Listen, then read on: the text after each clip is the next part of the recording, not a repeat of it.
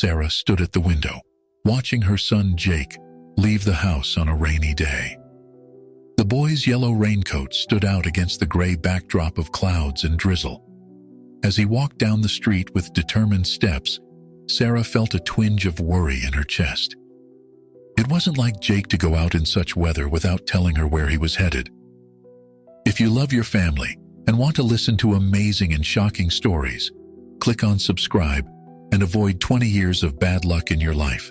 She grabbed her own coat and umbrella, deciding to follow him at a distance. As Jake turned the corner, Sarah quietly slipped out of the house, careful to maintain a safe distance so he wouldn't notice her. The rain intensified, and Sarah had to quicken her pace to keep Jake in sight. After a few blocks, Sarah realized they were heading towards the old cemetery on the outskirts of town. Her concern grew. What business could Jake have in such a place, especially on a day like this? She watched as he pushed open the rusty iron gates and entered the grounds. The cemetery was eerily quiet, save for the patter of rain on leaves and stone. Sarah crept along the path, hiding behind trees and larger monuments whenever Jake slowed or seemed about to turn around. She saw him navigate the rows of headstones with surprising familiarity, as if he'd made this journey many times before. Finally, Jake came to a stop in front of a well-maintained grave. Sarah's breath caught in her throat as she watched her son pull out a small bouquet of flowers from under his coat. He placed them gently on the grave, then stood back, his head bowed. Sarah strained to hear as Jake began to speak in a low voice. She couldn't make out all the words, but what she did hear filled her with a mixture of love and confusion. Jake was making promises to someone. Promises about bravery, about helping others, about living up to some kind of legacy. "I'll make you proud," Sarah heard Jake say. "I'll be as brave as you were. I promise." Sarah's mind raced. Who was Jake talking to? Whose grave was this? And why did it mean so much to her son? She had no idea Jake had been visiting the cemetery, let alone forming such a deep connection with someone who had passed. As Jake continued to speak, Sarah noticed other details about the grave. It was always well tended, with fresh flowers replaced regularly. Clearly, Jake wasn't the only one who cared for this final resting place. Small mementos, a toy fire truck, a firefighter's badge, were arranged neatly at the base of the headstone. Sarah's confusion deepened. The grave seemed to belong to a firefighter, but they had no close family friends or relatives in that profession. At least, none that Sarah knew of.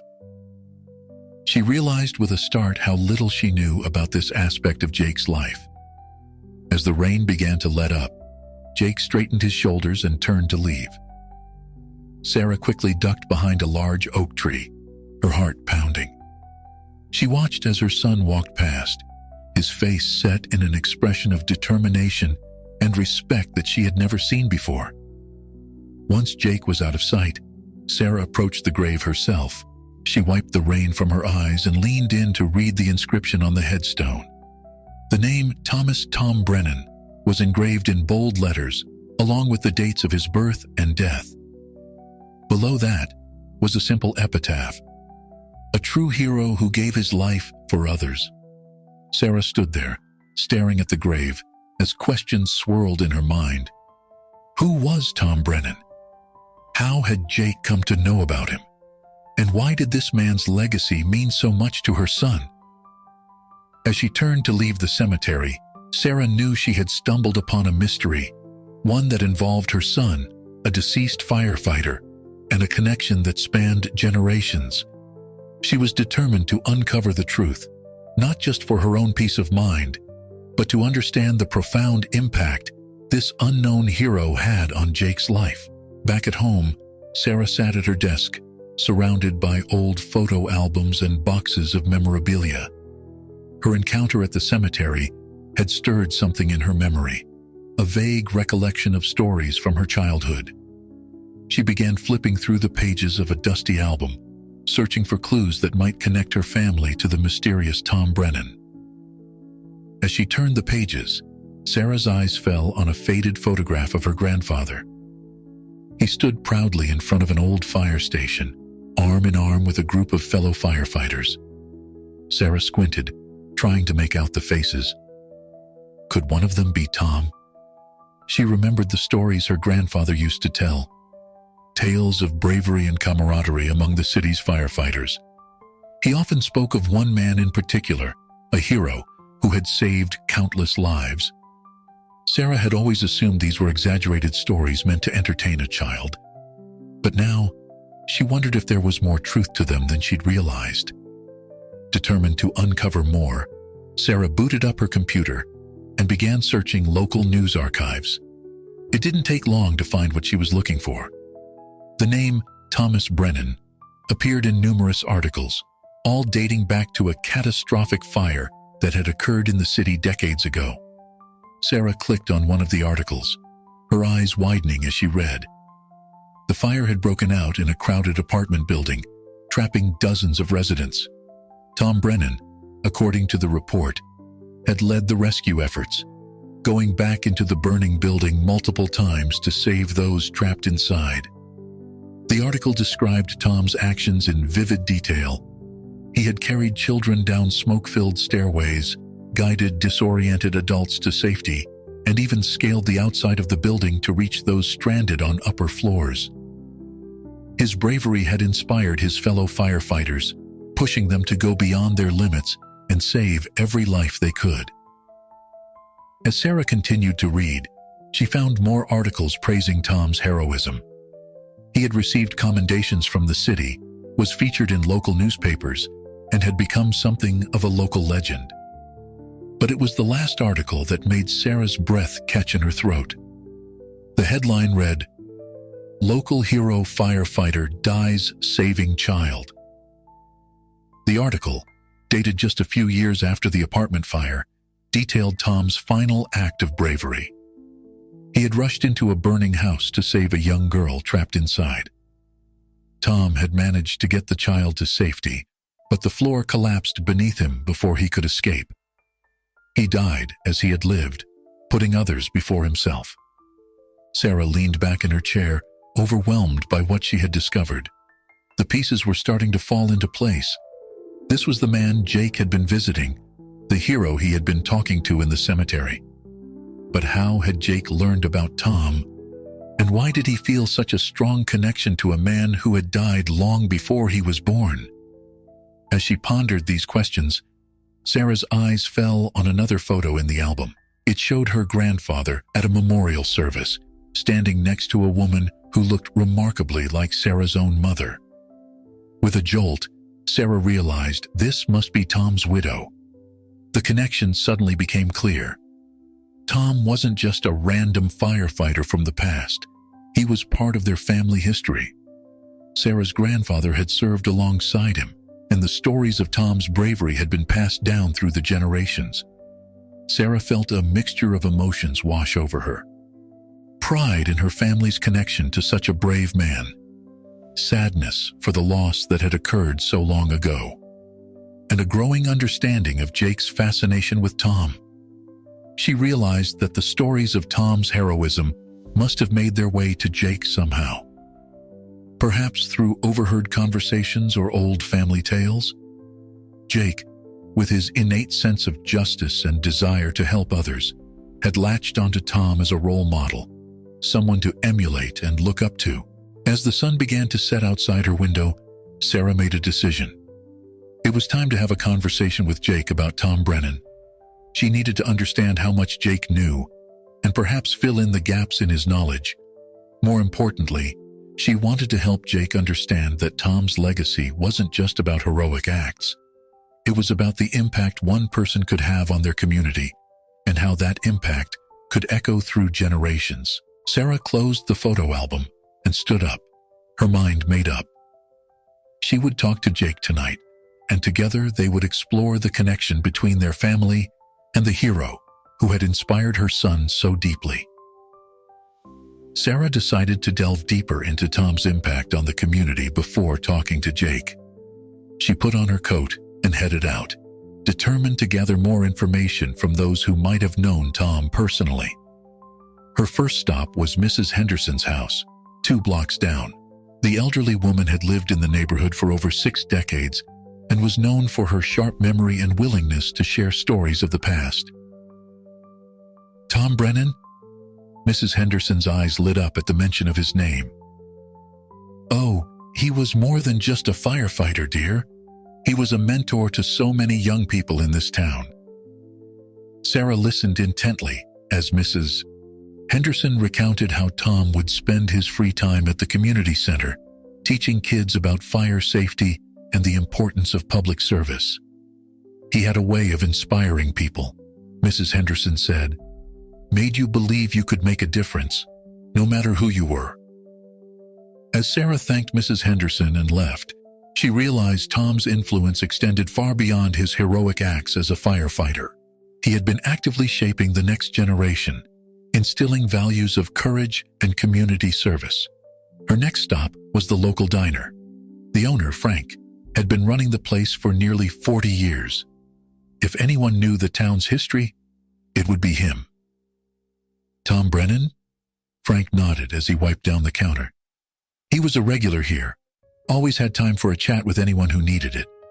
You know, he helped my son get into the fire academy. Spent hours tutoring him, never asked for anything in return." Sarah's understanding of Tom was expanding with each conversation. He wasn't just a hero in emergencies. He was a constant presence in the community, always ready to lend a hand or offer guidance. As she walked down Main Street, Sarah noticed the old fire station. On a whim, she decided to go in. The station had been modernized, but there were still traces of its history on the walls. Inside, she found a mural dedicated to Tom. It was a large painting depicting him in action, surrounded by flames as he carried a child to safety.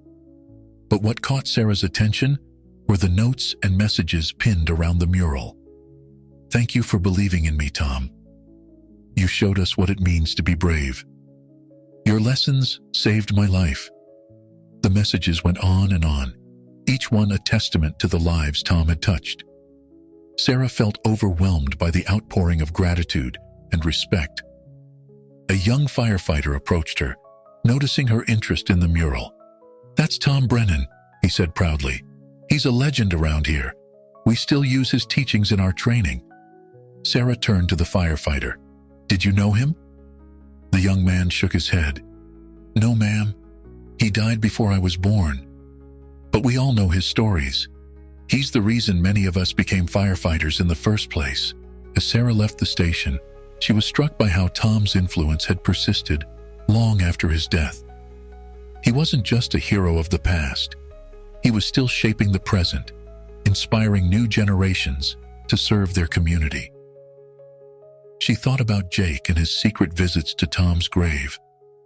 It all made sense now. Somehow, Jake had tapped into this legacy, feeling a connection to a man who embodied the values of bravery and service that Jake himself aspired to. Sarah's last stop was the library. She hoped to find more official records of Tom's service, and perhaps some old newspaper clippings. The librarian, an older woman named Margaret, was more than happy to help. "Tom Brennan?" Margaret smiled warmly. "I knew him when I was a girl.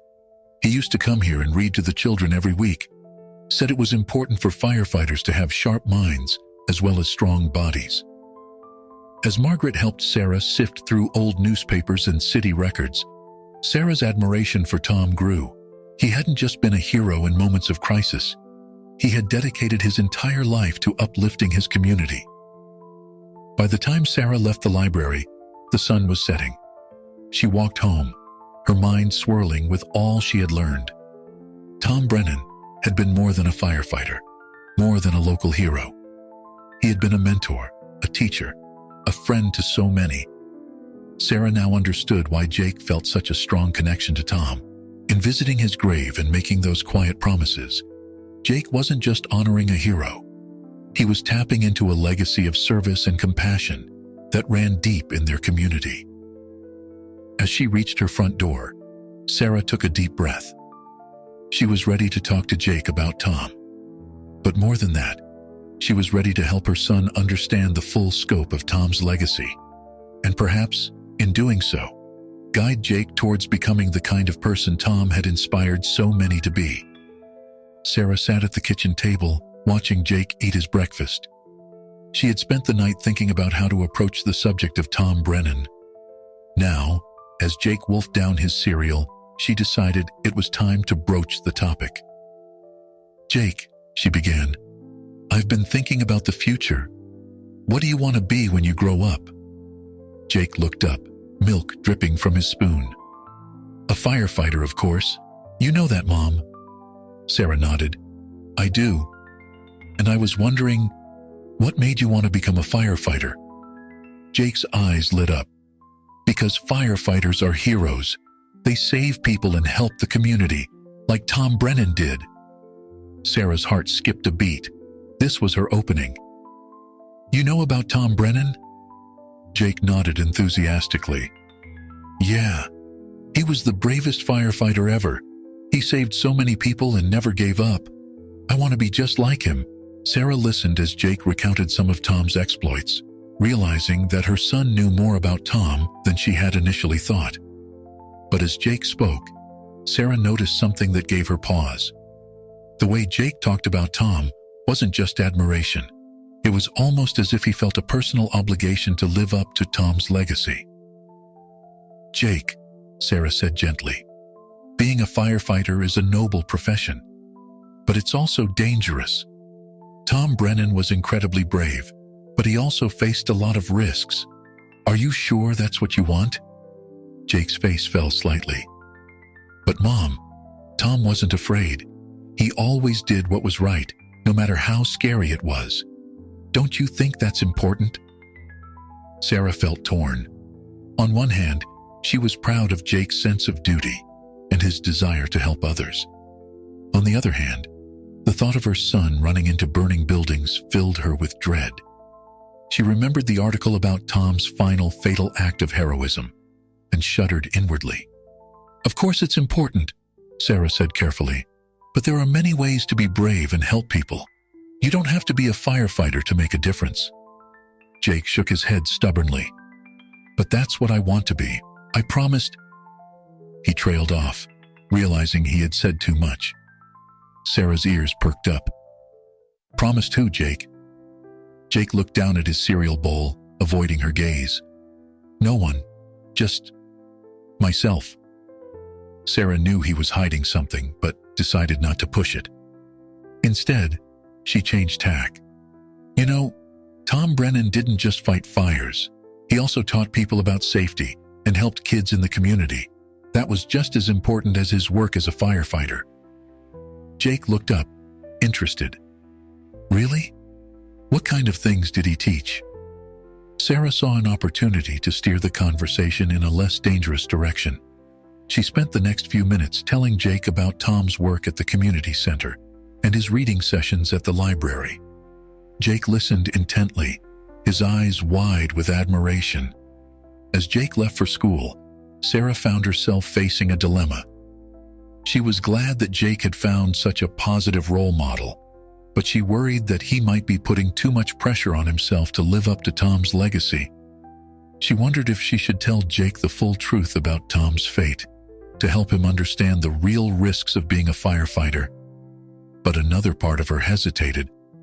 Jake's admiration for Tom was pure and inspiring. Would knowing the tragic end to Tom's story discourage Jake from wanting to help others? Would it shatter his idealism? Sarah spent the day mulling over her options. She could continue to encourage Jake's interest in firefighting, hoping that he would eventually outgrow it or find other ways to channel his desire to help others.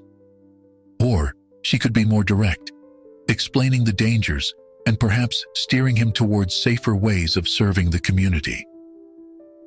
As evening approached, Sarah made a decision. She would organize a small ceremony to honor Tom Brennan's memory.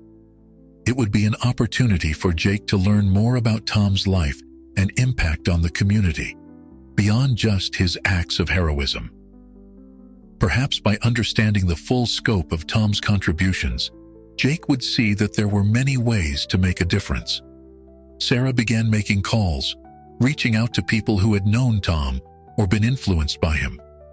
She envisioned a gathering where stories could be shared, where Jake could see that being a hero wasn't just about dramatic rescues, but also about the everyday acts of kindness and service that Tom had embodied. As she planned, Sarah hoped that this event would help Jake develop a more nuanced understanding of what it meant to be a hero. And perhaps, in the process, it would help her find a way to support her son's aspirations, while also addressing her own fears and concerns. Sarah's idea for a small ceremony to honor Tom Brennan quickly gained momentum. As she reached out to community members, she was overwhelmed by the positive response. It seemed everyone had a story to share about Tom, or knew someone who had been impacted by his kindness and bravery. On a sunny Saturday morning, Sarah gathered with a group of neighbors in her living room to discuss the plans. Mrs. Henderson was there, along with Frank from the diner, Margaret from the library, and several others who had known Tom or been touched by his legacy. "I think we should hold the ceremony at the old fire station," Frank suggested. "It's where Tom spent so much of his time after all." Mrs. Henderson nodded in agreement. "And we could ask some of the current firefighters to speak. It would be a nice way to show how Tom's influence is still felt today." As the group discussed logistics, Sarah noticed Jake lingering in the doorway, listening intently. She waved him over. "Jake, we're planning a ceremony to honor Tom Brennan. Would you like to help?" Jake's eyes widened with excitement. "Really? Can I? I'd love to help." Sarah smiled, relieved to see Jake's enthusiasm. "Of course. In fact, why don't you tell us what you think we should include in the ceremony?" Jake thought for a moment. "Well, we should definitely talk about all the people he saved. And maybe we could have pictures of him in action. Oh, and we should invite everyone he ever helped." The adults in the room chuckled at Jake's ambitious ideas, but Sarah could see they were touched by his passion. Margaret spoke up. "You know, Jake, Tom didn't just save people from fires. He also helped in quieter ways. Maybe we could share some of those stories too." Jake nodded eagerly, and Sarah felt a wave of gratitude towards Margaret. This was exactly the kind of perspective she hoped Jake would gain from the ceremony. As the meeting continued, plans began to take shape. They would hold the ceremony at the old fire station in 2 weeks' time. There would be speeches from those who knew Tom, a display of photographs and newspaper clippings chronicling his career, and an open mic session for community members to share their memories. Sarah volunteered to create invitations and reach out to local media. Frank offered to provide refreshments from his diner. Mrs. Henderson and Margaret took on the task of collecting and organizing stories and photographs. As the neighbors left, chattering excitedly about the upcoming event, Jake tugged on Sarah's sleeve. "Mom, do you think, could I maybe say something at the ceremony too?" Sarah hesitated for a moment. She hadn't expected this, and she wasn't sure if Jake was ready to speak publicly about a man he had never met. But looking at her son's earnest face, she made a decision. "If you'd like to, Jake, I think that would be wonderful. But let's talk about what you might want to say, okay?" Jake nodded solemnly. "I'll start working on it right away." Over the next 2 weeks, Sarah threw herself into the preparations. She spent evenings designing invitations and mornings distributing them around town. She coordinated with the current fire chief to arrange for the use of the old station and to ensure some firefighters would be present at the ceremony. Jake, true to his word, worked diligently on his speech. Sarah often found him scribbling in a notebook or practicing in front of his bedroom mirror.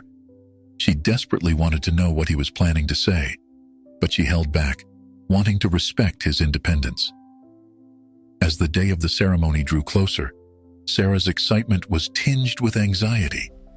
She hoped that the event would help Jake understand the many facets of Tom's heroism, beyond just the dramatic rescues. But she also worried about how Jake would handle learning about the risks and sacrifices that came with Tom's bravery. The night before the ceremony, as Sarah was making final preparations, she overheard Jake in his room, practicing his speech one last time.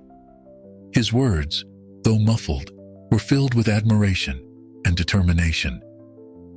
Sarah leaned against the wall, her heart swelling with pride and love for her son, but also aching with the weight of her unspoken concerns. Tomorrow, she thought, would be a day of revelations. For Jake, for the community, and perhaps for herself as well. As she went to bed that night, Sarah hoped that the ceremony would not only honor Tom's memory, but also help guide Jake towards a future where he could make a difference in his own unique way. The morning of the ceremony dawned bright and clear. Sarah woke early, her stomach fluttering with a mix of excitement and nervousness. She found Jake already up, carefully ironing his best shirt. "Are you ready for today?" Sarah asked, helping him straighten his collar. Jake nodded, his face a mixture of determination and anxiety. "I think so. Do you think Tom would be proud?" Sarah's heart clenched at the question. "I'm sure he would be, Jake. Very proud." They arrived at the old fire station an hour before the ceremony was set to begin. The place was already bustling with activity. Frank was setting up a refreshment table, while Mrs. Henderson and Margaret were arranging a display of photographs and newspaper clippings about Tom. Sarah busied herself with last-minute preparations, greeting arrivals and making sure everything was in order. She kept an eye on Jake, who was standing in front of the mural of Tom, studying it intently. As the start time approached, people began to file in. Sarah was amazed at the turnout. It seemed like half the town had shown up. There were elderly residents who had known Tom personally, middle-aged adults who had been children when Tom was active, and young people who had grown up hearing stories about the local hero.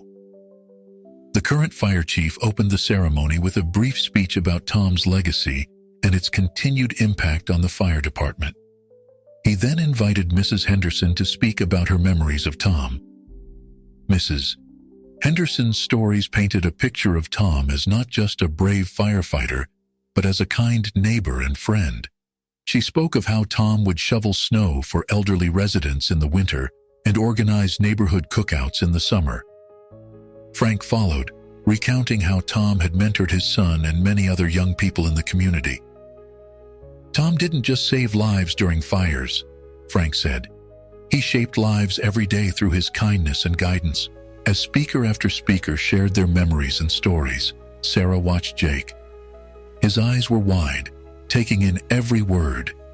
She could see him starting to understand that Tom's heroism extended far beyond his acts of bravery as a firefighter. Finally, it was Jake's turn to speak.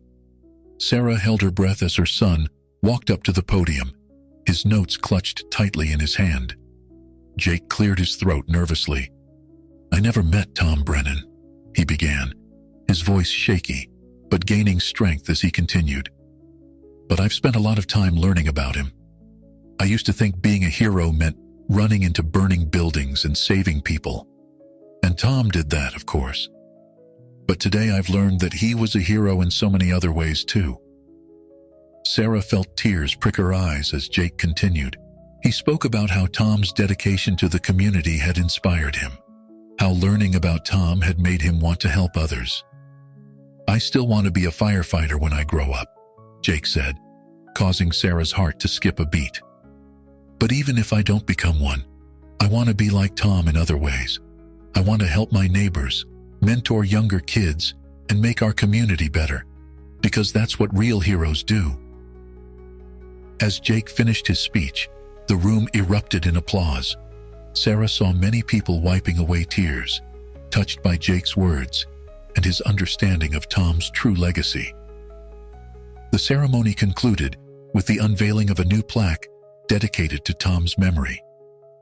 As people mingled afterwards, sharing more stories and memories, Sarah made her way to Jake.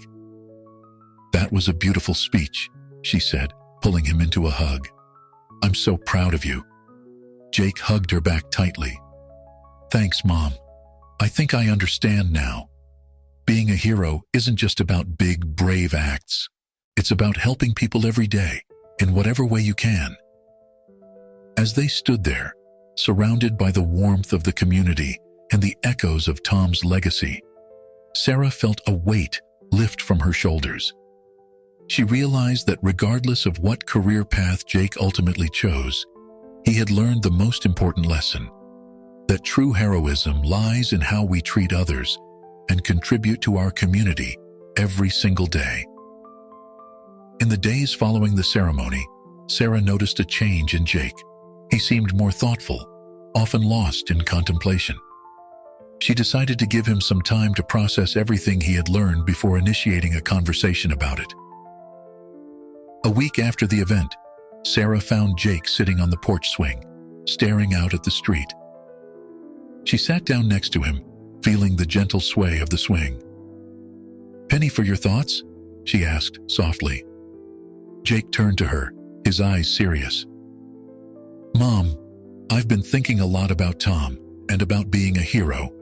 Sarah nodded encouragingly. "What have you been thinking?" "Well," Jake began, his brow furrowed in concentration, "I always thought being a firefighter was the bravest thing someone could do, and it is really brave. But after hearing all those stories at the ceremony, I realized there are so many ways to be brave and to help people." Sarah felt a mixture of relief and pride wash over her. "That's very insightful, Jake. You're right. There are many ways to make a difference." Jake nodded, then hesitated before continuing. "Mom, I'm scared." Sarah's heart clenched. "Scared of what, sweetheart?" "I'm scared that I might not be as brave as Tom," Jake admitted, his voice barely above a whisper. "What if I can't live up to his example? What if I'm not brave enough to be a firefighter or to help people like he did?" Sarah put her arm around Jake's shoulders, pulling him close. "Oh, Jake, being brave doesn't mean you're never scared. It means doing what's right even when you are scared. And you know what? I bet even Tom was scared sometimes." Jake looked up at her, surprised. "Really? But he always seemed so fearless in the stories." Sarah nodded. "I'm sure he felt fear, but he didn't let it stop him from helping others. That's what real courage is about." They sat in silence for a moment, the swing creaking gently beneath them. Then Jake spoke again, his voice thoughtful. "Mom, I think I still want to be a firefighter when I grow up. But I also want to do other things to help people, like Tom did. Do you think that's okay?" Sarah smiled, feeling a weight lift from her shoulders. "I think that's more than okay, Jake. I think that's wonderful. And you know what? You don't have to wait until you're grown up to start helping people. There are things you can do right now." Jake's eyes lit up. "Really? Like what?"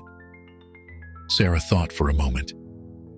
"Well, you could volunteer at the animal shelter, or help out at the community garden, or we could look into programs where older kids mentor younger ones. Tom did that, remember?" Jake nodded enthusiastically. "Yeah, I'd like that. And maybe we could do something to keep Tom's memory alive too, so people don't forget about him and what he did for the town." Sarah felt a surge of pride in her son's thoughtfulness. "That's a great idea, Jake.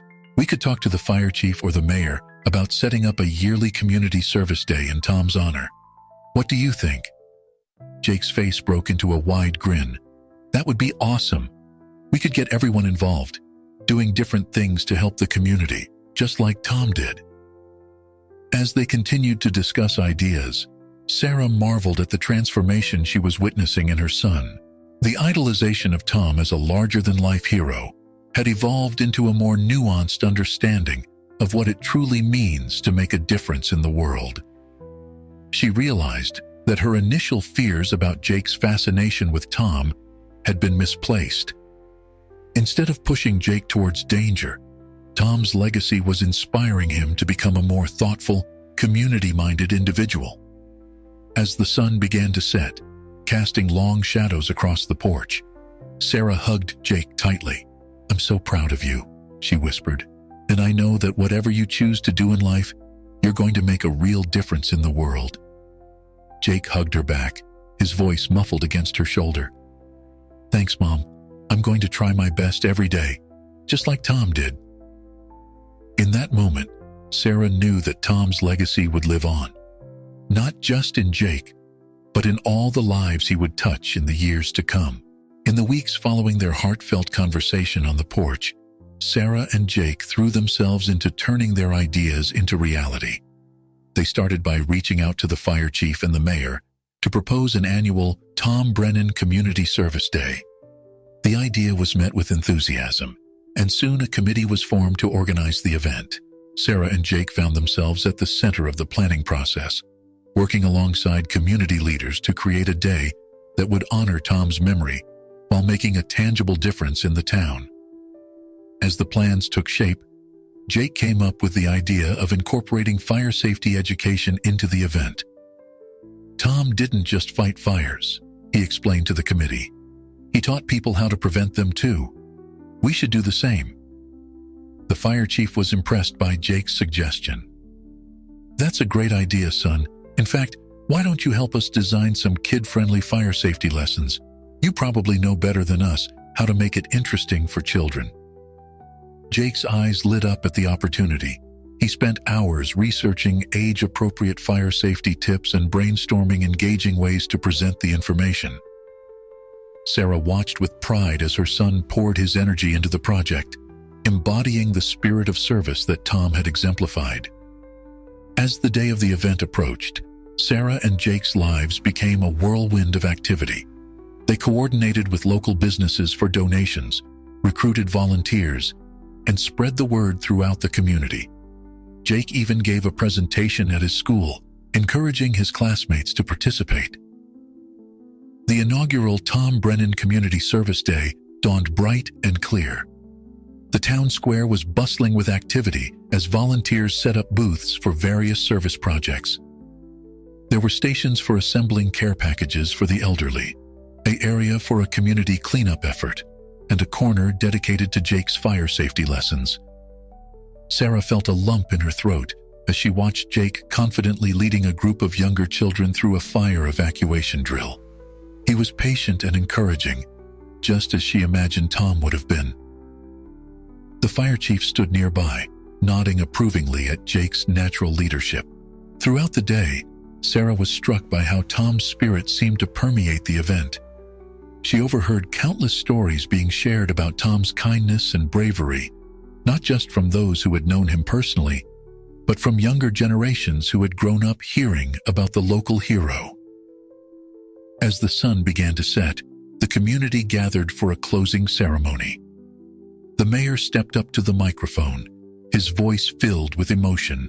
"Today we've not only honored Tom Brennan's memory, but we've continued his legacy of service and community spirit. Thanks to the hard work of everyone here, especially young Jake and his mother Sarah, we've made our town a little bit better, a little bit safer, and a little bit kinder." The crowd erupted in applause, and Sarah felt Jake's hand slip into hers. She looked down to see tears glistening in her son's eyes. "We did it, Mom," he whispered. "We kept Tom's memory alive." In that moment, Sarah realized that Tom's legacy had become something far greater than she had ever imagined. It wasn't just about remembering a brave firefighter.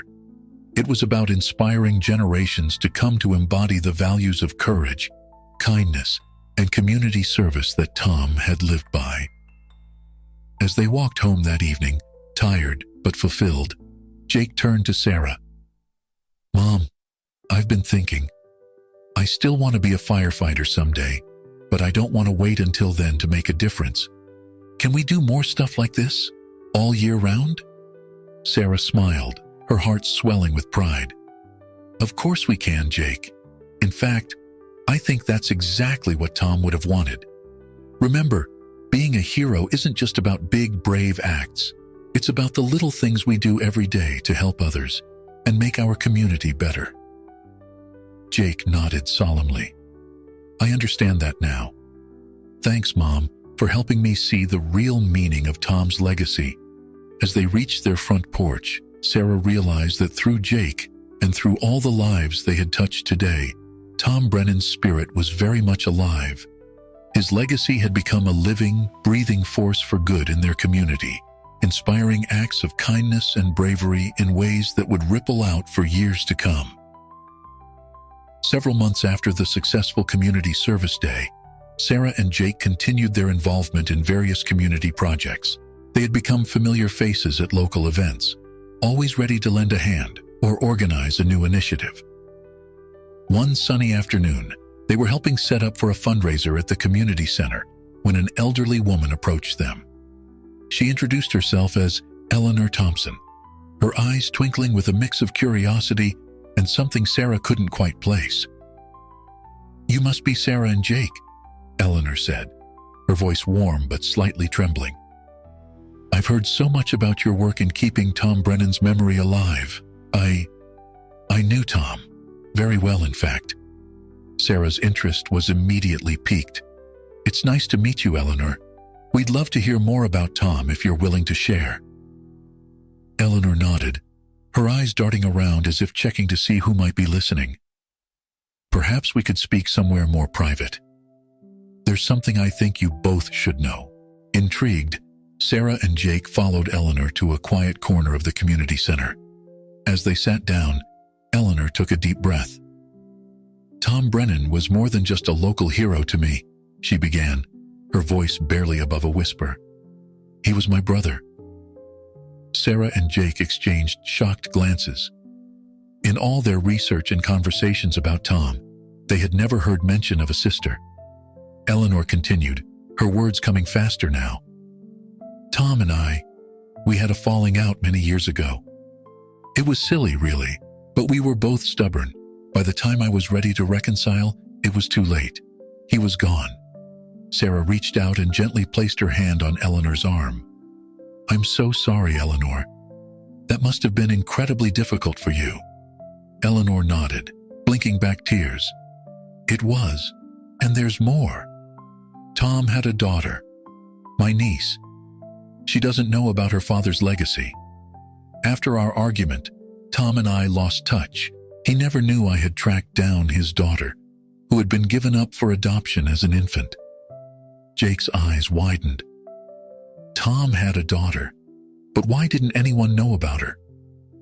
Eleanor sighed. It was a complicated situation. Tom was young, and the mother wasn't ready for a child. They made the difficult decision to give her up for adoption. Tom always regretted not being part of her life, but he respected the closed adoption agreement. Sarah's mind was reeling. "Eleanor, why are you telling us this now?" The older woman reached into her purse and pulled out a worn, leather-bound book. This was Tom's journal. He gave it to me for safekeeping years ago, before our falling out. I've held on to it all this time, unsure of what to do with it. But seeing how you and Jake have worked to honor Tom's memory, I think he would want you to have it. With shaking hands, Eleanor passed the journal to Sarah. "Tom's daughter deserves to know about her father's legacy, and I believe you two are the right people to help make that happen." Sarah accepted the journal, feeling the weight of its significance. "Thank you for trusting us with this, Eleanor. But are you sure you don't want to reach out to Tom's daughter yourself?" Eleanor shook her head sadly. "I'm an old woman now, and I've made my peace with the past. But you and Jake, you've brought Tom's spirit back to this community. I think you could help his daughter understand who her father really was." As Eleanor stood to leave, she placed a hand on Jake's shoulder. "You remind me so much of Tom when he was young. Kind, brave, always wanting to help others. I think he would be very proud of you." After Eleanor left, Sarah and Jake sat in stunned silence, the journal lying between them. Finally, Jake spoke up, his voice filled with a mix of excitement and uncertainty. "Mom, what do we do now?" Sarah looked at her son, then down at the journal that held the secrets of Tom Brennan's past. "I'm not sure, Jake, but I think we've just been entrusted with something very important. We need to decide how to honor Tom's memory while also respecting his daughter's right to know her father's story. As they left the community center that day, Sarah felt the weight of the journal in her bag, knowing that its contents would likely change not only their lives, but potentially the life of a woman who had never known her heroic father. For days after their encounter with Eleanor, Sarah struggled with what to do about Tom's journal. She felt the weight of responsibility pressing down on her, knowing that the information within could dramatically change someone's life.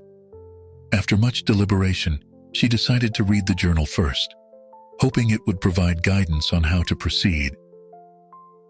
Late one night, after Jake had gone to bed, Sarah finally opened the worn leather cover. As she began to read, she was immediately struck by Tom's eloquent and heartfelt writing. The journal detailed his life as a firefighter, his hopes and fears, and most poignantly, his feelings about the daughter he had never known. Sarah's heart raced as she turned the pages, absorbing Tom's innermost thoughts. But it was a passage near the end of the journal that made her gasp out loud. "I often wonder about my daughter, where she is, what she's like. I hope that someday, somehow, she'll learn about me and understand why I made the choice I did." Her mother's name was Mary Thompson. "If my daughter ever reads this, I want her to know that I've loved her every day of her life, even though we've never met." Sarah's hands trembled as she read the name. Mary Thompson. It couldn't be a coincidence. With shaking fingers, she pulled out her own birth certificate from a nearby drawer. There it was, in black and white. Mother's name, Mary Thompson.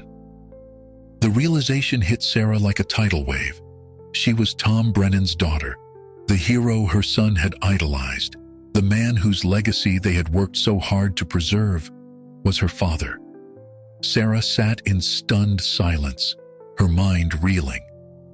How could this be possible? How had she never known?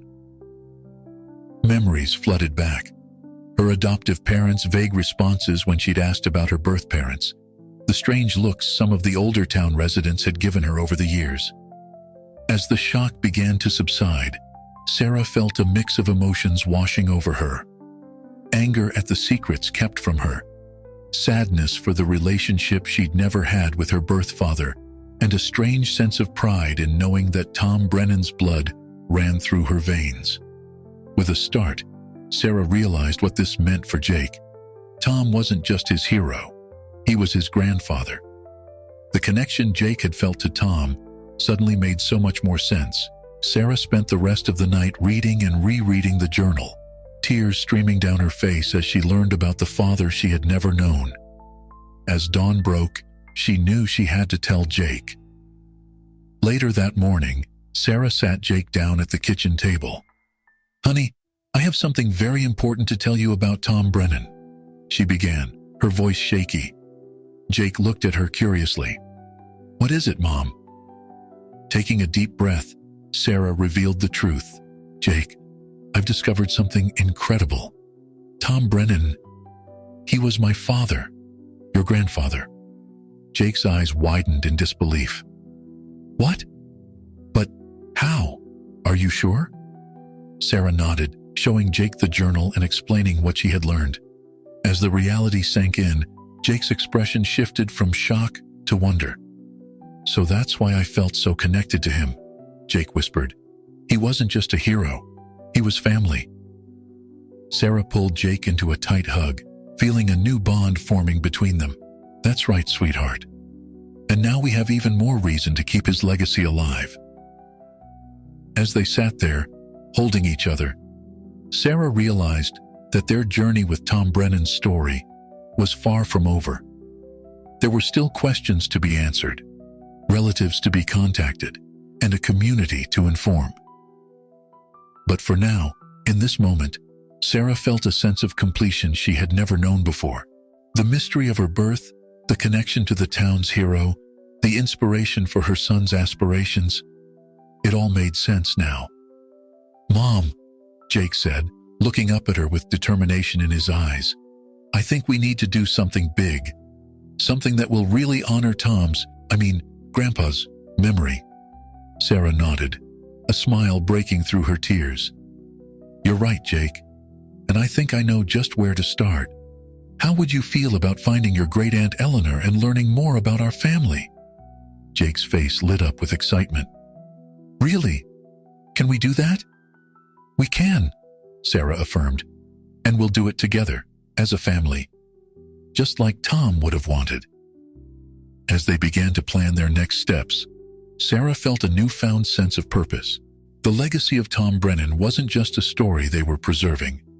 It was their own family history, a living legacy that would continue through her and Jake for generations to come. David sat in his living room, his eyes fixed on his son Daniel.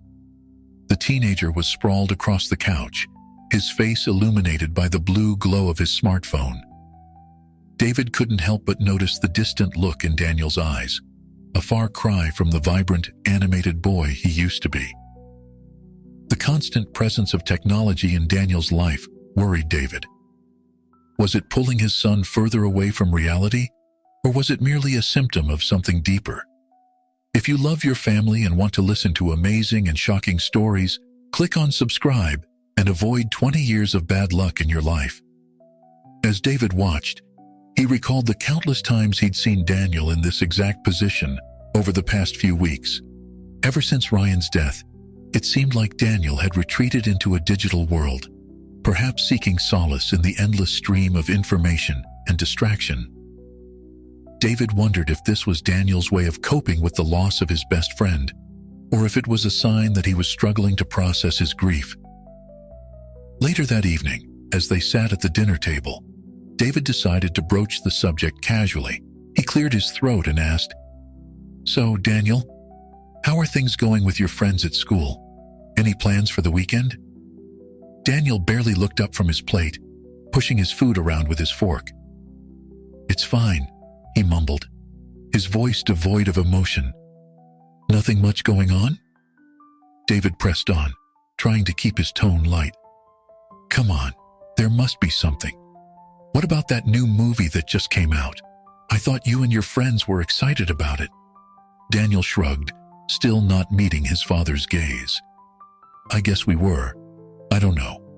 Maybe we'll go see it sometime." The evasive answers only served to heighten David's concern. He remembered a time when Daniel would eagerly share every detail of his day, his eyes lighting up as he recounted adventures with Ryan and their other friends. Now, it felt like pulling teeth just to get a simple response.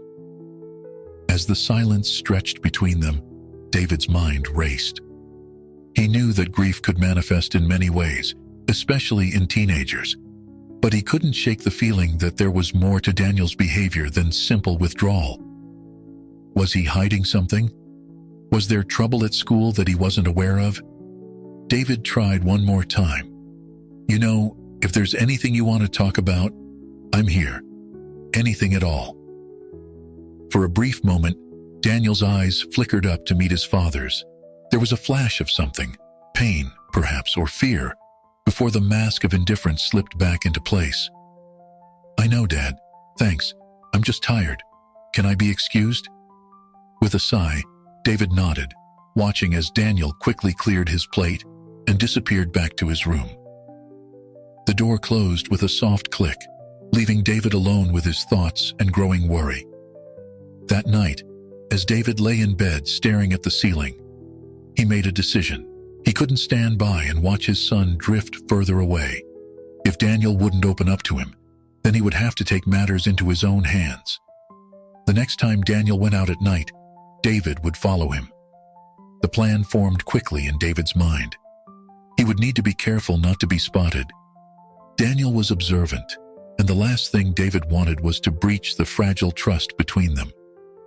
He rummaged through his closet, finding an old raincoat that he rarely wore, perfect for blending into the shadows.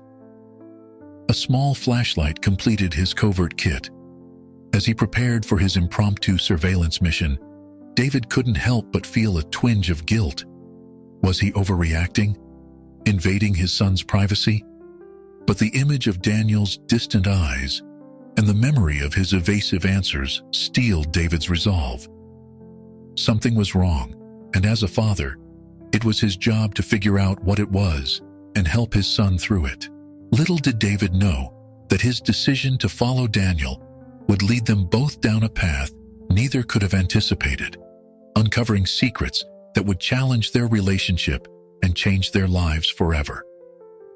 The night air was crisp as David trailed Daniel through the quiet streets. His heart raced with a mixture of anticipation and guilt. He never imagined he'd be sneaking around in the dark, following his own son like some amateur detective, but as he watched Daniel's silhouette move purposefully ahead, David knew he had made the right choice. Their journey took an unexpected turn when Daniel veered off the main road and headed towards the local cemetery. David's breath caught in his throat. Of all the places he had imagined Daniel might go, this wasn't one of them.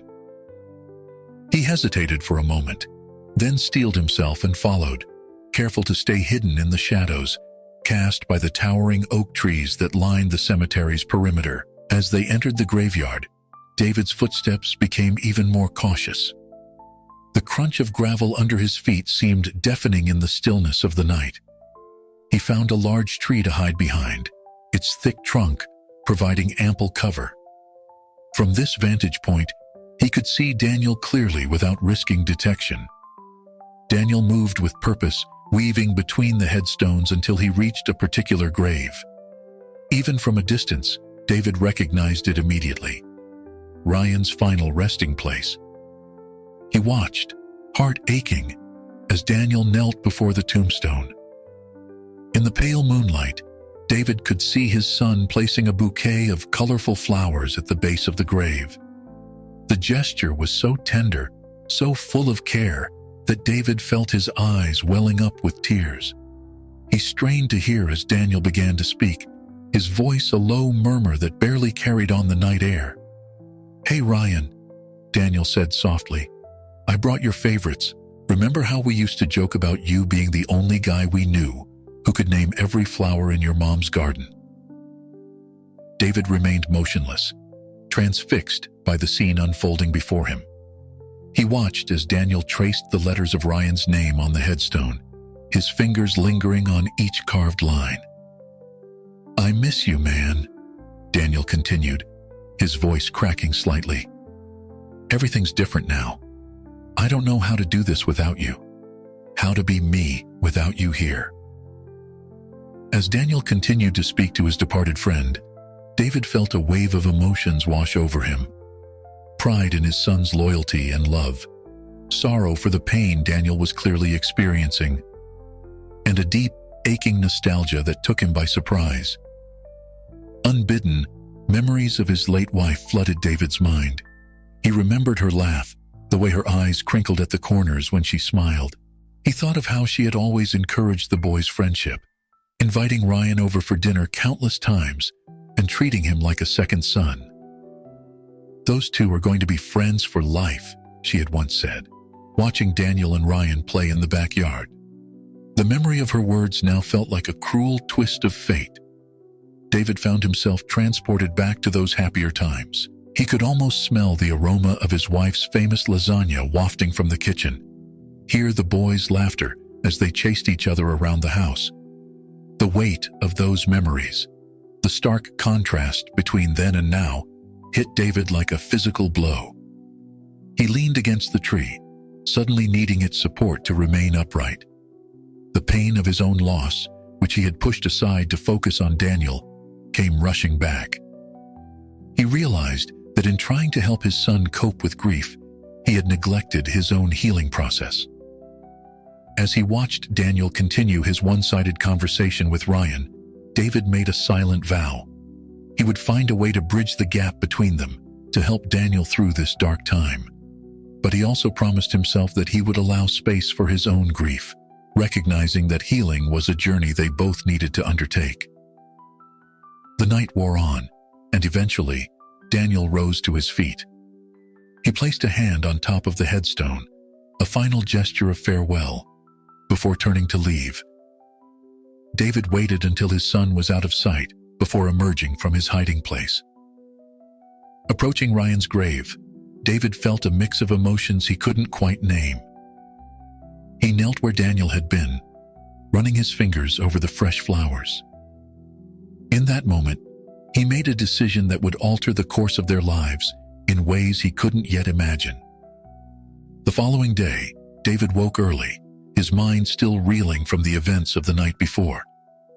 He knew he needed to take action, to find a way to connect with Daniel and help him through his grief.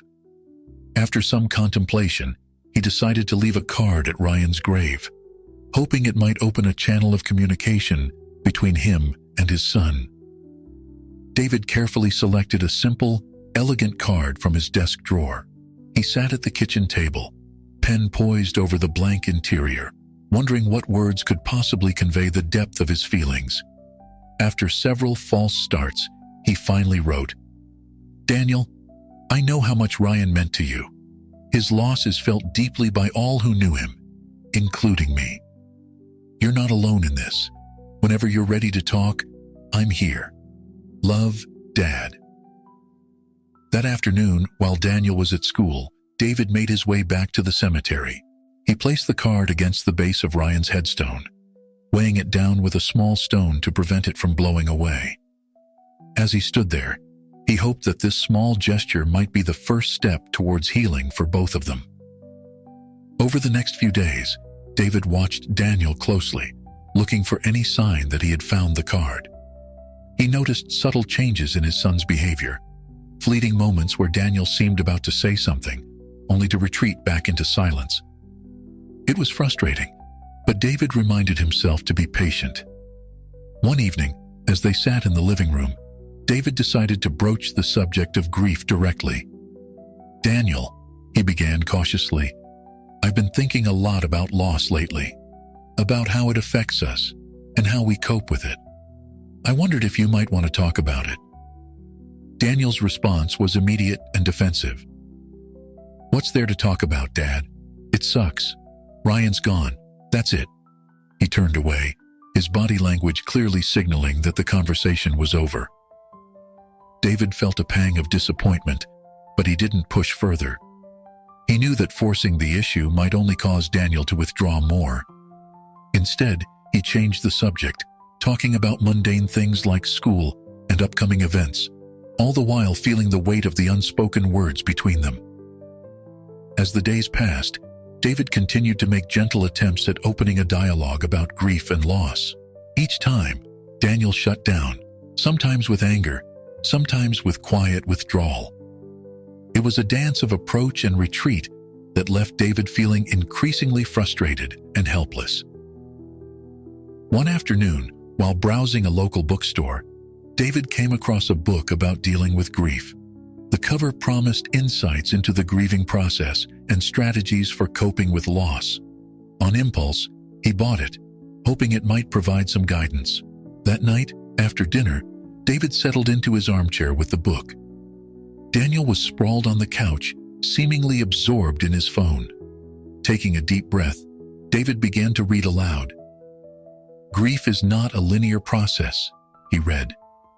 "It's a complex journey that can involve a range of emotions, from sadness and anger to guilt, and even moments of joy." He glanced up, noticing that Daniel had lowered his phone slightly, though he was still pretending not to listen. Encouraged, David continued reading, his voice steady and calm. He read about the stages of grief, about how everyone's experience is unique, and about the importance of allowing oneself to feel and express emotions. As he read, David interjected his own thoughts and experiences, relating the book's content to his own grief over losing his wife. It was the first time he had spoken so openly about his own loss, and he found the words coming more easily than he had expected. "You know," he said during a pause in his reading, "there are days when I still expect to see your mom walk through that door. It's been years, but sometimes the loss feels as fresh as it did the day she died." He saw Daniel shift slightly, his attention now fully on his father's words. Taking this as a positive sign, David pressed on, sharing more of his own struggles with grief and the ways he had found to cope. As the evening wore on, David continued to read and share, creating a space where grief could be discussed openly and without judgment. Though Daniel didn't contribute much verbally, his body language changed. He sat up, his phone forgotten beside him, his eyes occasionally meeting his father's. It wasn't a breakthrough, not yet, but it was a start.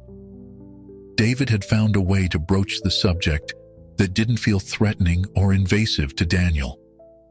He had opened a door, and now all he could do was hope that, in time, Daniel would choose to walk through it. As he closed the book for the night, David felt a glimmer of hope. They had a long way to go, but for the first time since Ryan's death, he felt like they might be moving in the right direction. Together, they might find a way through the darkness of grief and towards healing. Over the next few days, David continued his evening ritual of reading aloud from the grief book. At first, Daniel maintained his stance of feigned disinterest, but David noticed subtle changes in his son's behavior. Daniel began to linger in the living room during these reading sessions, his attention gradually shifting from his phone to his father's words. One evening, as David was reading a passage about the importance of remembering and honoring lost loved ones, Daniel surprised him by speaking up. "Do you think," Daniel began hesitantly, his voice barely above a whisper, "that Ryan knew how much he meant to us?"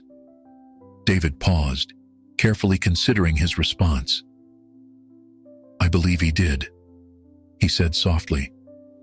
"The way you two were together, the friendship you shared, it was special. That kind of bond doesn't exist without both people knowing its value." Daniel nodded, his eyes distant. "I keep thinking about things I wish I'd said to him, stuff that seemed stupid or embarrassing at the time. But now you wish you'd said them," David finished for him. "Yeah," Daniel agreed, meeting his father's gaze for the first time in what felt like ages. This small exchange marked a turning point in their relationship. Though Daniel didn't suddenly become an open book, he began to ask questions more frequently, showing a growing interest in understanding grief and how to navigate it. Encouraged by this progress, David suggested they start a new tradition. "What do you think about visiting Ryan's grave together?" he proposed one evening. "Maybe on the first Sunday of each month? We could bring flowers, share stories about him." To David's surprise and relief, Daniel agreed without hesitation. "I'd like that," he said simply. And so, on the first Sunday of the following month, father and son made their way to the cemetery together. As they approached Ryan's grave, David noticed Daniel's steps falter slightly. He placed a gentle hand on his son's shoulder, offering silent support. They stood before the headstone. The colorful bouquet of flowers they'd brought a stark contrast to the somber gray of the stone. After a moment of silence, David spoke. "You know, I remember the first time Ryan came over to our house," he began, a small smile playing on his lips. "You two were, 7 years old? And within 5 minutes, you'd managed to flood the bathroom trying to create an indoor swimming pool for your action figures." A chuckle escaped Daniel, the sound surprising them both. "Mom was so mad," he recalled, his voice tinged with both amusement and sadness. "Oh, she was furious," David agreed. "But do you remember what happened next?" Daniel shook his head, his brow furrowed in concentration. Ryan stepped forward, looked your mom straight in the eye and said, "Mrs. Thompson, it was all my idea. Daniel tried to stop me, but I didn't listen. I'm very sorry." David paused, letting the memory sink in. "Of course, we knew it wasn't true. You were both equally culpable. But that was Ryan, always ready to take the fall for his friends." Daniel's eyes glistened with unshed tears. "He was like that right up until the end," he said softly, "always looking out for everyone else." As they stood there, sharing stories and memories, David felt a shift in the air between them. The weight of unspoken grief seemed to lighten, if only a little. they laughed, they cried, and for the first time since Ryan's death, they truly communicated. Before they left, Daniel knelt by the grave, his fingers tracing the letters of Ryan's name. "I miss you, man," he said, his voice thick with emotion. I wish I'd told you more often how much your friendship meant to me." David watched his son, his heart aching with a mixture of sorrow and pride. As Daniel stood and turned to him, David saw a flicker of the old Daniel, the one who hadn't been buried under layers of grief and silence. "Thanks, Dad," Daniel said quietly as they walked back to the car. "For doing this, for understanding." David nodded, unable to speak past the lump in his throat. They drove home in comfortable silence, both lost in their own thoughts, but feeling more connected than they had in months. This visit to Ryan's grave became their ritual, a monthly pilgrimage that allowed them to honor Ryan's memory and, slowly but surely, to heal. With each visit, Daniel opened up a little more, sharing his feelings, his memories, and his struggles with losing his best friend. As the weeks passed, David began to notice other changes in Daniel. He was more present at home, engaging in conversations about his day and his friends. The distant look in his eyes, while not entirely gone, appeared less frequently.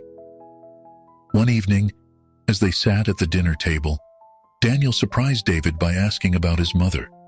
"What was Mom like when you first met her?" he asked, his fork pausing halfway to his mouth. David's eyebrows shot up in surprise, but he quickly recovered. "Well," he began, a fond smile spreading across his face. "She was the most stubborn, opinionated, brilliant woman I'd ever met."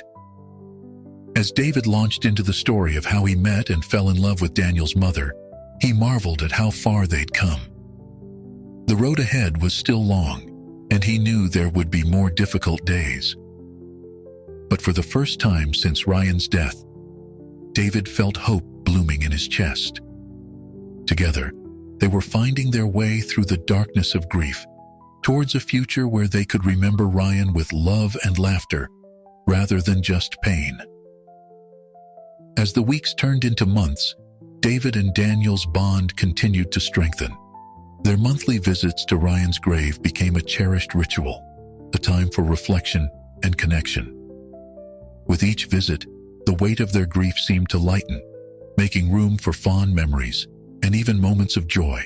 One sunny Sunday, as they approached the familiar headstone, Daniel surprised his father by laughing out loud. David looked at him quizzically, and Daniel explained, "I just remembered the time Ryan tried to convince us he could speak fluent French. He spent an entire week spouting gibberish with a terrible accent, insisting it was authentic Parisian slang." David chuckled, recalling the incident. "And you both managed to keep straight faces when he tried to order at that fancy French restaurant downtown." "The waiter's face was priceless," Daniel added, his eyes bright with mirth. As they shared more stories, their laughter echoed through the quiet cemetery.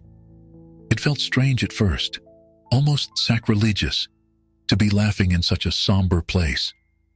But as they continued, both father and son realized that this laughter, these happy memories, were the best way to honor Ryan's life. "You know," David said thoughtfully as they were leaving, "I think Ryan would have loved this. He always did have a knack for bringing laughter into any situation." Daniel nodded, a small smile playing on his lips. "Yeah, he did. I miss that about him." The drive home was filled with more stories and shared memories, not just of Ryan, but of family moments that included him. It was as if a dam had broken, allowing a flood of happy recollections to wash away some of the pain that had been overshadowing them. Back at home, David noticed a marked change in Daniel's demeanor. Instead of retreating to his room as he usually did, Daniel lingered in the living room, chatting about his upcoming week at school and his plans with friends. "There's a new movie coming out next weekend," Daniel mentioned casually. "Some of the guys were talking about going to see it. Would it be okay if I joined them?" David felt a surge of relief and happiness at this simple request. It was the first time in months that Daniel had shown interest in socializing outside of school. "Of course," he replied, trying to keep his voice neutral despite his excitement. "That sounds like fun. Do you need a ride?" As the days passed, David observed more positive changes in Daniel. He was more engaged at home, talking about his classes and his interactions with friends. The constant presence of his phone seemed less oppressive. While he still used it frequently, Daniel was also more willing to set it aside for family time.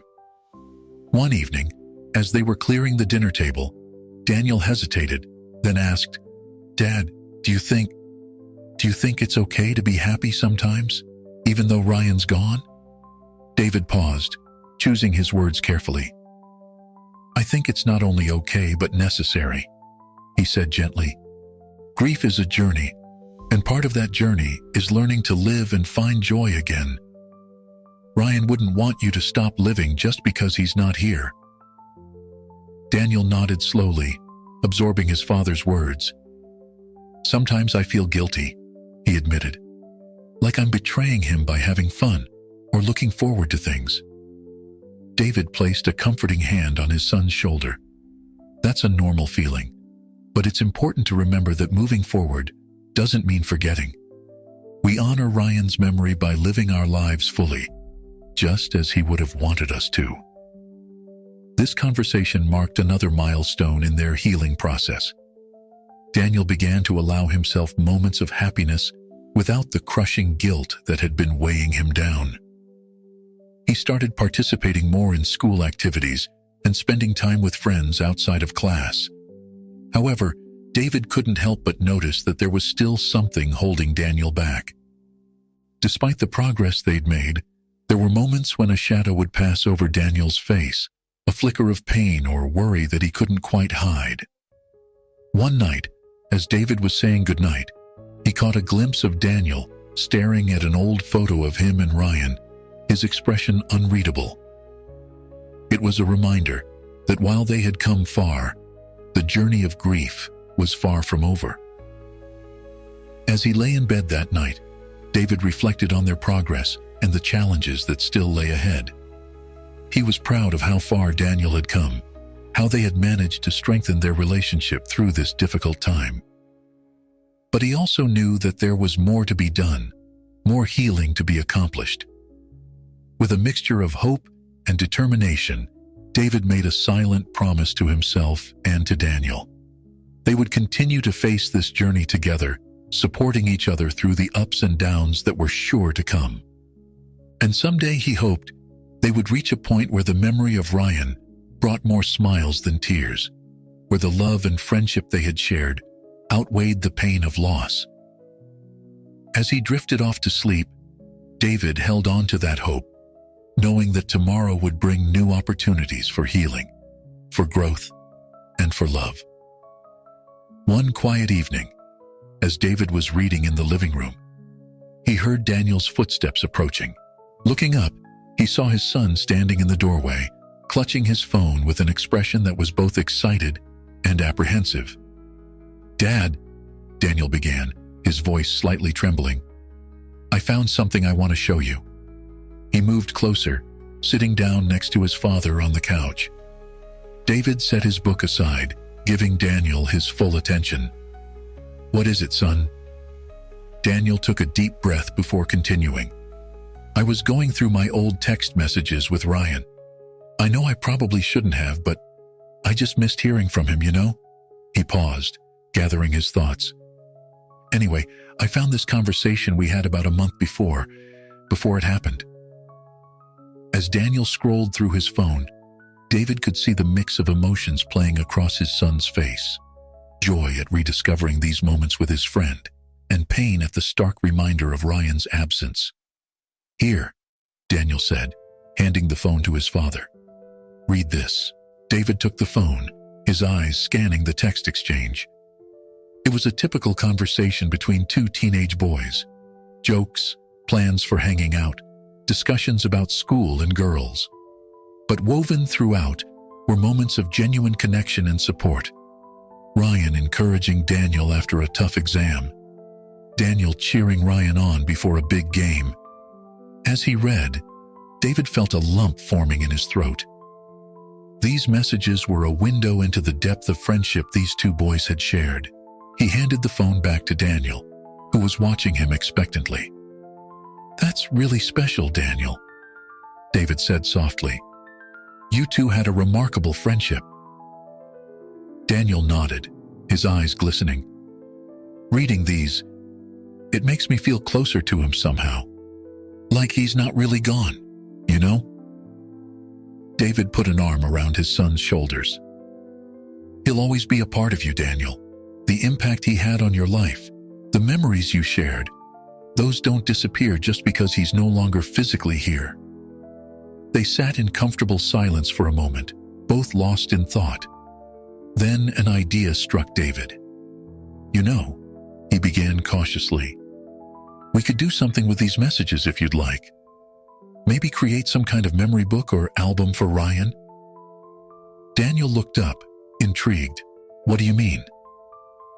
"Well," David explained, warming to the idea, "we could put together photos, print out some of these text conversations, maybe add some stories or memories from you and other friends.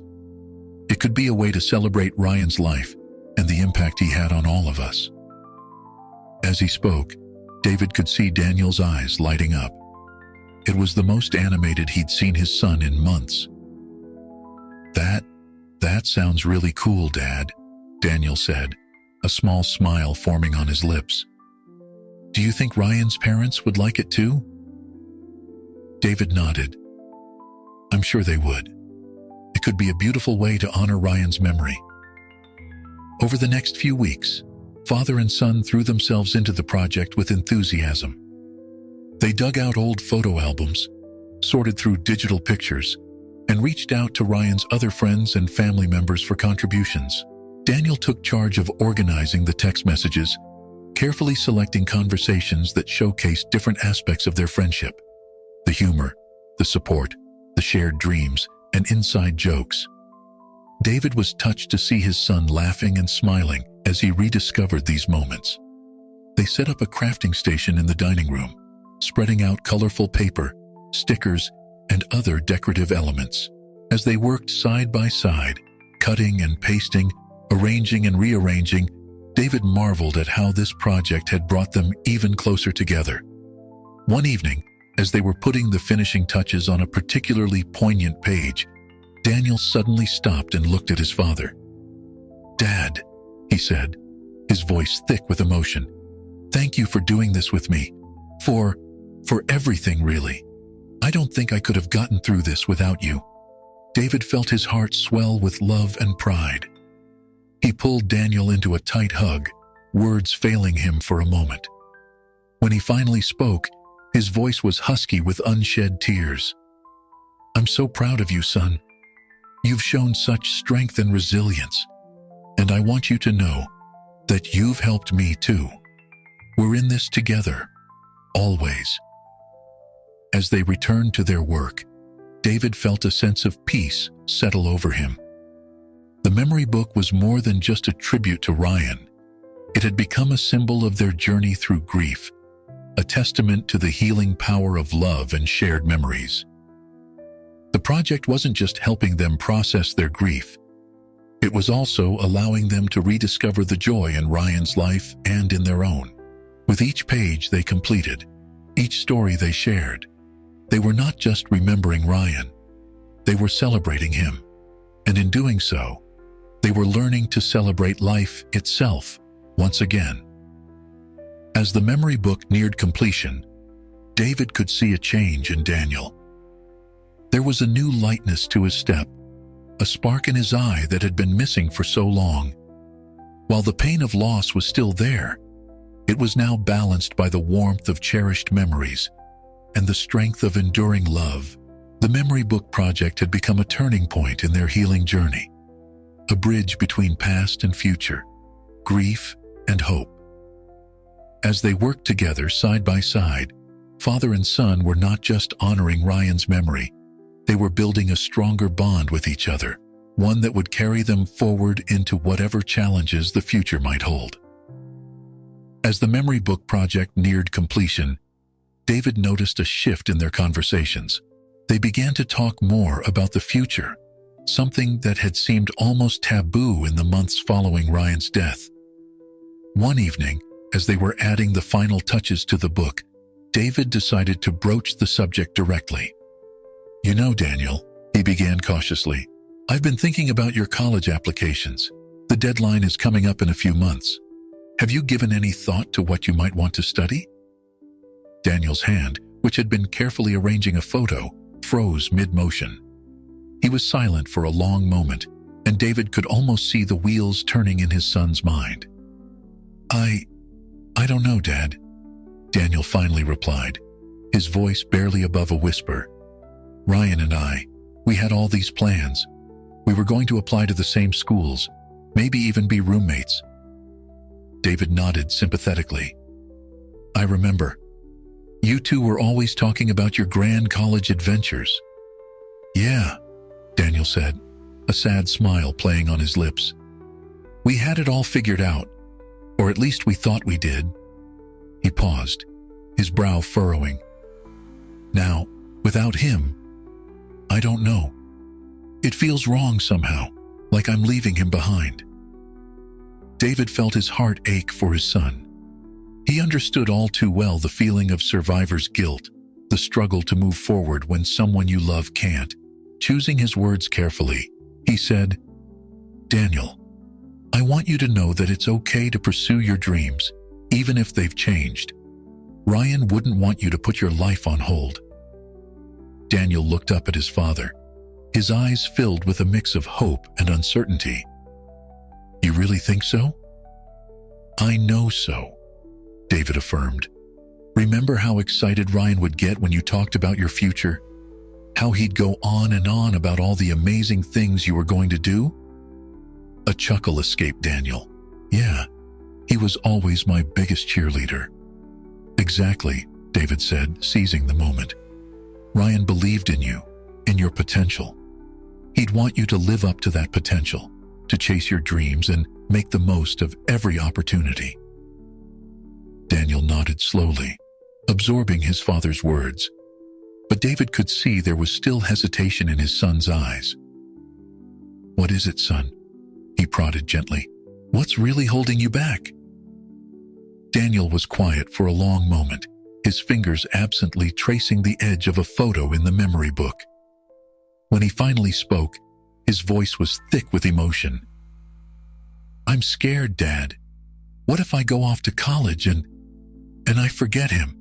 What if I make new friends and have all these new experiences, and Ryan just fades away?" David's heart broke at the pain in his son's voice.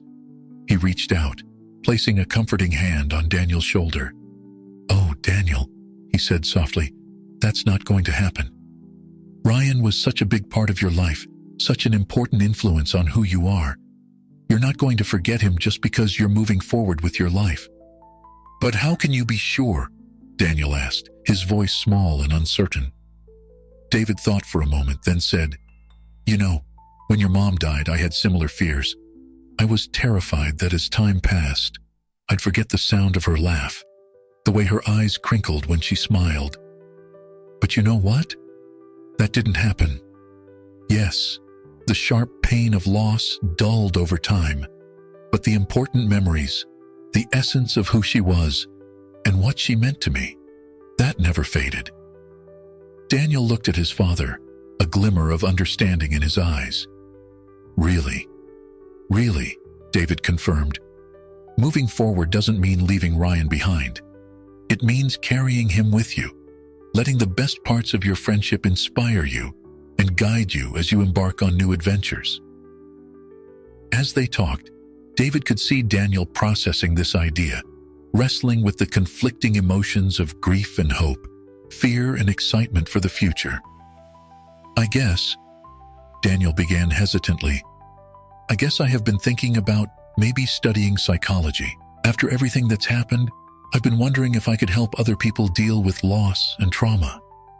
David felt a surge of pride at his son's words. "That sounds like a wonderful idea, Daniel. I think you'd be great at that." For the first time in a long while, David saw a genuine spark of excitement in Daniel's eyes as he began to talk about potential schools and programs. It wasn't unbridled enthusiasm. The shadow of grief still lingered. But it was a start, a small step towards embracing the future. As they continued to discuss Daniel's options, David made a silent promise to himself and to Ryan's memory. He would do everything in his power to support Daniel's dreams, to help him navigate the complex emotions of moving forward while honoring the past. The road ahead wouldn't be easy. There would be moments of doubt, of guilt, of renewed grief. But as David watched his son cautiously begin to plan for the future, he felt a renewed sense of hope. They had come so far already, and together, they would face whatever challenges lay ahead. As they turned back to the memory book, adding the final touches, David realized that this project had become more than just a tribute to Ryan. It was a bridge between past and future, a tangible reminder that it was possible to honor cherished memories while still moving forward into new chapters of life. As autumn leaves began to fall, David and Daniel continued their monthly visits to Ryan's grave. These visits had become a comforting ritual, a time for reflection and connection. However, on this particular Sunday, their routine was unexpectedly disrupted. As they approached Ryan's headstone, both father and son noticed something out of place. A small white envelope was tucked against the base of the stone, partially hidden by the flowers they had left during their last visit. Daniel glanced at his father, confusion evident in his eyes. "Dad, what's that?" David shook his head, equally puzzled. "I'm not sure. It wasn't here last time we came." Cautiously, Daniel knelt down and picked up the envelope. It was unmarked, sealed, and slightly damp from the morning dew. He turned it over in his hands, a mix of curiosity and apprehension on his face. Should we open it?" Daniel asked, looking to his father for guidance. David hesitated. Part of him felt that opening the envelope would be an invasion of privacy. After all, it had been left at Ryan's grave, not theirs. But another part of him, the part that had been trying to help his son heal for months, sensed that this mysterious letter could be important. After a moment's consideration, David nodded. "I think we should. It might be important." With trembling fingers, Daniel carefully opened the envelope and pulled out a single sheet of paper. As he unfolded it, David moved closer, reading over his son's shoulder. The letter was short, written in a hasty scrawl. "Ryan, I can't keep carrying this secret. I don't know if you can hear me wherever you are, but I need to say this. That night wasn't an accident. There's more to the story, and I can't bear the weight of it anymore. I'm sorry. I'm so sorry. Jay." As they finished reading, Daniel and David exchanged shocked glances. The implications of the letter were staggering, casting a whole new light on the tragedy they had been grappling with for months. "Dad," Daniel said, his voice barely above a whisper. "What does this mean? Who's Jay? And what are they talking about?" David shook his head, his mind racing. "I don't know, son, but it seems like there might be more to Ryan's death than we realized." They stood in silence for a few moments, both trying to process this unexpected development. The peaceful cemetery suddenly felt charged with tension, as if the very air around them had changed. "We need to figure out what this means," Daniel said firmly, a determination in his voice that David hadn't heard in months. "We owe it to Ryan." David nodded, feeling a mixture of concern and pride at his son's resolve. "You're right. But we need to be careful. We don't know what we're dealing with here."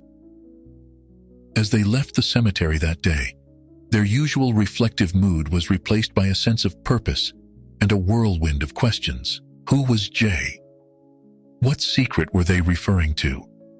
And most importantly, what really happened the night Ryan died? Over the next few days, David found himself delving into amateur detective work, He reached out to old contacts, friends who worked in law enforcement, trying to gather any information he could about the circumstances surrounding Ryan's death. Daniel, for his part, threw himself into researching Ryan's final days. He pored over old text messages, social media posts, and school records, looking for any clue that might shed light on the mysterious letter. Their dining room table became a makeshift investigation center, covered in notes, timelines, and photographs. As they worked side by side, David couldn't help but notice a change in Daniel. The cloud of grief that had hung over him for so long seemed to have lifted slightly, replaced by a fierce determination to uncover the truth. One evening, as they were reviewing their findings, Daniel suddenly looked up from his notes. "Dad," he said, his voice tight with emotion, What if we find out something we don't want to know? What if the Ryan we knew wasn't who we thought he was?" David paused, considering his son's words carefully. "Daniel," he began, "no matter what we find out, it doesn't change the Ryan we knew and loved. People are complex. We all have parts of ourselves that we don't show to everyone. But that doesn't negate the good in us or the positive impact we have on others." Daniel nodded slowly, absorbing his father's words. I want to remember him the way he was.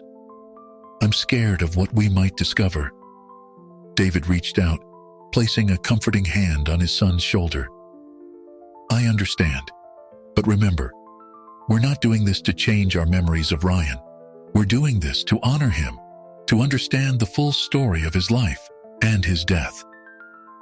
As they returned to their investigation, David felt a mix of emotions swirling within him. There was anxiety about what they might uncover, but also a sense of hope. This search for the truth, as difficult as it might be, was bringing him and Daniel closer together. It was giving them a shared purpose, a way to channel their grief into action. Whatever they discovered, David knew that they would face it together. And somehow, he felt that Ryan would be proud of them for not shying away from the truth, no matter how difficult it might be to confront. As the night wore on, father and son continued their work, united in their quest to unravel the mystery surrounding Ryan's death. Little did they know that their investigation was about to lead them down a path that would challenge everything they thought they knew about Ryan and test the strength of their newfound bond. In the days that followed, David and Daniel's investigation took on a new intensity. They decided to reach out to Ryan's other friends, hoping to gather more information about his final weeks. David made the calls, explaining their discovery of the mysterious letter and their desire to understand what had really happened. One afternoon, as Daniel was sifting through old photographs, David hung up the phone with a heavy sigh. "That was Mike, Ryan's friend from the soccer team," he said, running a hand through his hair. "He mentioned something interesting. Apparently, Ryan had been hanging out with a new group of kids in the weeks before it happened." Daniel looked up, his brow furrowed. "A new group? He never mentioned that to me." David nodded. According to Mike, Ryan was pretty secretive about it. He'd cancel plans at the last minute, make vague excuses. Mike said he seemed nervous. This new information cast a shadow over their memories of Ryan. Daniel slumped in his chair, his face a mixture of confusion and hurt. Why wouldn't he tell me about this? We told each other everything. David moved to sit next to his son, placing a comforting hand on his shoulder. Sometimes, even best friends keep secrets, Daniel. It doesn't mean Ryan didn't trust you.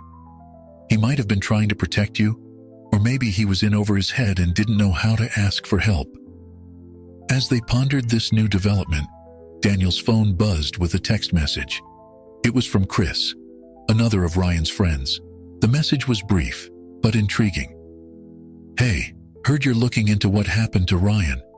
I think I might know something. Can we meet?" David and Daniel exchanged glances, a mix of anticipation and apprehension in their eyes. This could be the break they were looking for. The next day, they met Chris at a quiet coffee shop on the outskirts of town. The teenager looked nervous, his eyes darting around as if checking for eavesdroppers. "Thanks for meeting us, Chris," David said gently, trying to put the boy at ease. "Whatever you can tell us would be really helpful." Chris took a deep breath before speaking. "About a month before it happened, Ryan came to me. He was scared, said he'd gotten mixed up with some bad people, that he was in trouble." Daniel leaned forward, his voice urgent. "What kind of trouble? Who were these people?" Chris shook his head. "He wouldn't give me details, said it was safer if I didn't know, but he did mention a name once, Jake. Said this Jake guy was the one who got him involved." As Chris continued to share what he knew, David felt a chill run down his spine. The picture emerging was far more complex and dangerous than they had imagined. Ryan, their Ryan, had somehow become entangled with a group involved in illegal activities. On the drive home, the car was filled with a tense silence. Daniel stared out the window, his face a mask of conflicting emotions. Finally, he spoke. "Dad, I don't know how to feel about this. Part of me is angry that Ryan kept this from me, that he didn't trust me enough to ask for help. But another part is scared for him, even now," David finished, understanding all too well the turmoil his son was experiencing. Daniel nodded, his voice barely above a whisper. "Yeah, and I can't help but wonder if I had noticed something, if I had pushed harder when he started acting weird, could I have prevented this?" David's heart ached at the guilt in his son's voice. He pulled the car over to the side of the road, turning to face Daniel fully. "Listen to me, son. This is not your fault. Ryan made his own choices for reasons we might never fully understand.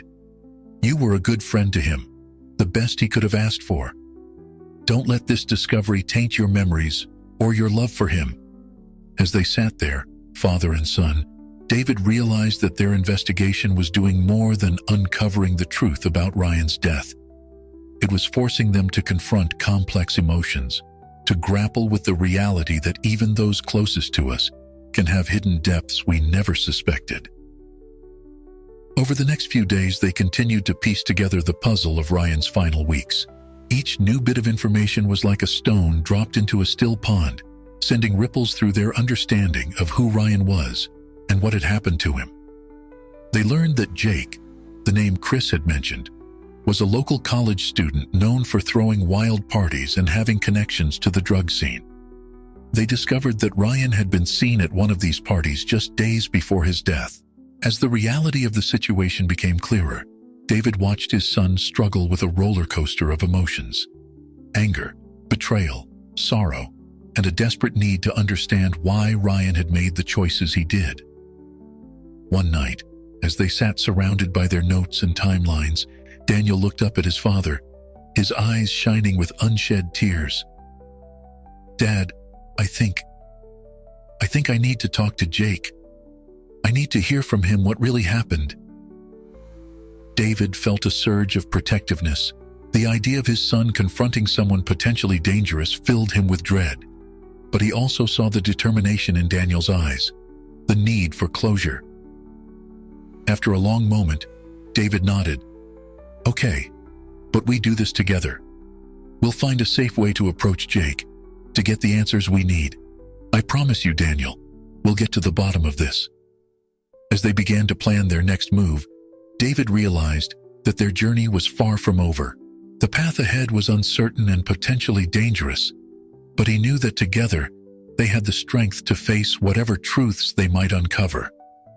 In seeking to understand Ryan's fate, they were not only honoring his memory, but also forging a new bond between father and son, one built on trust, shared purpose, and the courage to face difficult truths together. The meeting with Jake was arranged through careful planning and a bit of luck. David had reached out to a friend in law enforcement who agreed to be nearby, just in case things went south. They chose a public park for the encounter, hoping the open space would provide safety and prevent any aggressive behavior. As David and Daniel sat on a bench waiting for Jake to arrive, the tension was palpable. Daniel's leg bounced nervously, his eyes scanning the park entrance. David placed a reassuring hand on his son's shoulder, silently conveying his support. Jake arrived looking nothing like the dangerous character they had imagined. He was a thin, nervous-looking young man, with dark circles under his eyes. As he approached, David could see the weight of guilt etched on his face. "You must be Daniel," Jake said, his voice barely above a whisper. "Ryan, he talked about you a lot." Daniel stiffened at the mention of Ryan's name. "What happened?" he demanded, his voice cracking slightly. "What did you get him involved in?" Jake sank onto the bench opposite them, running a shaky hand through his hair. "It wasn't supposed to go down like that," he began. "Ryan, he just wanted to make some extra cash, you know? I told him it was an easy job. Just be a lookout for a small deal. I never thought..." As Jake spoke, the full story began to unfold. Ryan had indeed gotten involved with Jake's group, lured by the promise of easy money. But what started as a small job quickly spiraled out of control. The night of Ryan's death, he had been present at a drug deal that went wrong. There had been a fight, and in the chaos... "It was an accident," Jake insisted, tears welling in his eyes. "Ryan tried to break it up, to stop the fight. He got pushed, hit his head on the corner of a table. We panicked. We called for help, but we were scared of getting caught. So we left him there and ran." The revelation hit Daniel and David like a physical blow. The truth was both a relief and a new source of pain. Ryan hadn't been directly involved in anything illegal, but his association with this group had led to his tragic end. Daniel sat in stunned silence, tears streaming down his face. David felt a mix of anger at Jake and his group, and a deep, aching sorrow for the senseless loss of a young life. Jake reached into his pocket and pulled out a small, worn envelope. "Before I left that night, I grabbed this from Ryan's pocket. It's for you, Daniel. I've been trying to find a way to get it to you ever since." With trembling hands, Daniel took the envelope. Inside was a small USB drive and a handwritten note. Daniel unfolded the paper and read aloud. "D, if you're reading this, something's gone wrong. I got mixed up in some stuff I shouldn't have, trying to earn money for our college fund. I wanted it to be a surprise, to help out since I know things have been tight. I realize now how stupid that was. I'm going to make things right tonight. Tell Jake and his crew I'm out. Whatever happens, know that you're the best friend I could have ever asked for. Our dreams, our plans, don't give up on them. Live for both of us. Always your brother, R." The park fell silent as the weight of Ryan's words settled over them. Daniel clutched the letter to his chest, his body shaking with sobs. David pulled his son into a tight embrace, his own tears falling freely. Jake stood up, his face a mask of remorse. "I'm so sorry," he said softly. "I know it doesn't change anything, but I'm turning myself in. Ryan, he deserved better. You all did."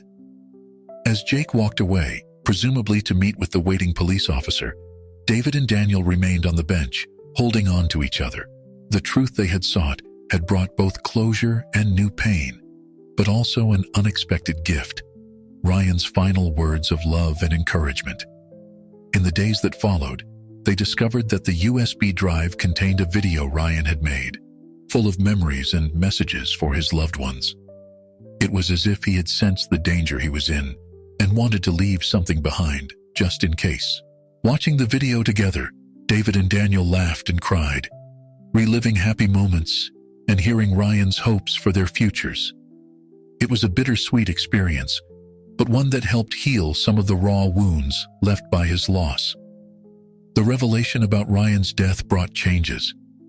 Jake and his group faced legal consequences, providing a measure of justice. Ryan's parents found some peace in knowing the full story of their son's final days. For Daniel, the truth was both painful and liberating. Knowing that Ryan's final act had been an attempt to make things right, and that his involvement had been motivated by a desire to help his friend, allowed Daniel to move forward without the weight of unanswered questions. As summer turned to fall and college application season began in earnest, Daniel threw himself into his plans with renewed vigor. Inspired by Ryan's final message, he was determined to live fully, to pursue their shared dreams with passion. David watched his son with pride, marveling at his resilience and strength.